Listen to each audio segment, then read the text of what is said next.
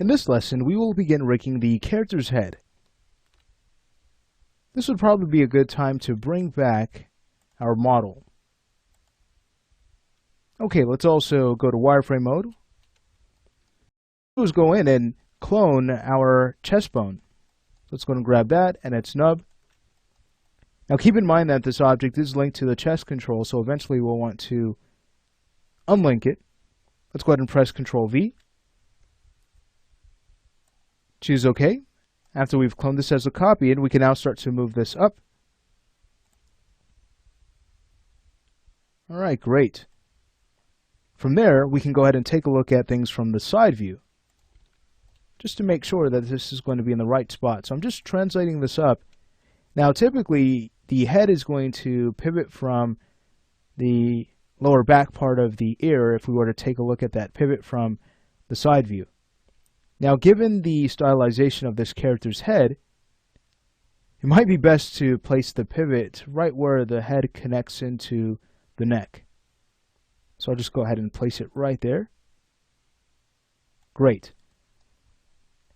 Let's head over to Bone Edit mode. So we'll grab our bone tools, turn on Bone Edit mode, grab the nub. Let's go ahead and just translate that nub up so it's right on top of the character's head. We'll go ahead and now go ahead and exit Bone Edit mode and then rename it. So that's going to be bone_head01. We'll do the same thing for the nub. So that's going to be bn_end head01. We don't have to worry about layers because we have cloned from objects that have already been tied to layers. So you can see that the head is already taken care of, and the same thing goes for the nub. So that saves us some time. Alright, let's go ahead and move back to our perspective view. And we're now ready to create our head control. Let's say we go ahead and just clone the chest control. We could always work with it. So press Ctrl V. And let's rename it from here. That's going to be AnimHead01. Alright, so now we can go ahead and translate this up. So it's right on top of the hair, so it's easy to select. I'll press F3 to take a look at this in shaded mode. Let's go to our hierarchy panel and center the pivot on this object. And now we'll just go in and start to scale this down, just changing the size a bit more. Great. I might just drop this down a bit more so it's closer to the hair, and I think we are good to go as far as its placement is concerned. Now, where are we going to connect this? To the chest? Well, no, we're not going to do that because we will create a dynamic parent system to turn on and off the head's weight on the chest. So we can give the animator more control that way.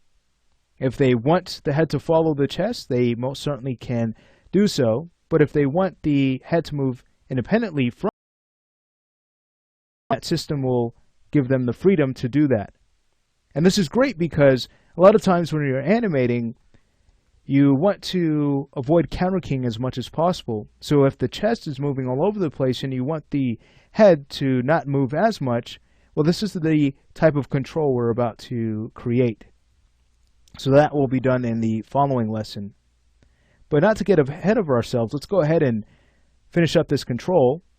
As of right now, the pivot is centered with the object, but instead we'd want that pivot to be right at the head bone. That would be ideal. So let's go ahead and press F3. Underneath the hierarchy panel, we'll choose Effect Pivot Only, and let's go ahead and snap the pivot here with Shift A to the head bone.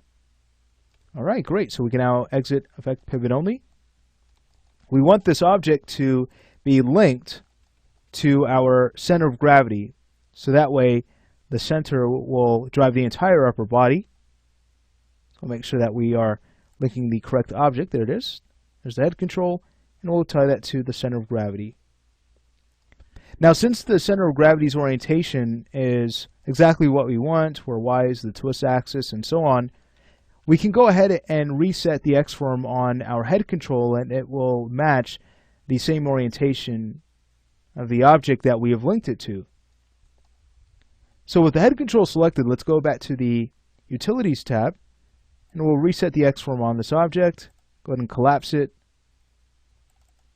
Great. And now we can go in and freeze its transforms.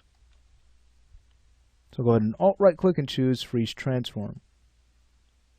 Great, good deal. So our head control is in place. Let's go ahead and grab the head bone. It might be easier for us to hide our model. We're basically ready to take our head bone and link it to our head control. And now we can freeze transforms on our head bone. So I'll go ahead and select both that and its nub. Go ahead and Alt-right click and choose Freeze Transform. Great. Now, the last thing we'll want to do is make sure that the head's axis order is correct. Let's go back to our motion panel. Underneath the rotation list, we'll go ahead and use ZXY. Beautiful. So that finishes up our work on the character's head. You can see that we'll be able to rotate that just fine. If we were to go to the chest control, start to move that, all right, you'll see that, yes, the head does not follow, but if you can imagine the flexi line connecting to the neck, as the chest starts to pull away from the head, you'll notice some really nice stretching in the neck when the dynamic parent system is off. Of course, when it's on, the head will follow. So let's say we go ahead and move on to the next lesson and set up that dynamic parenting tool.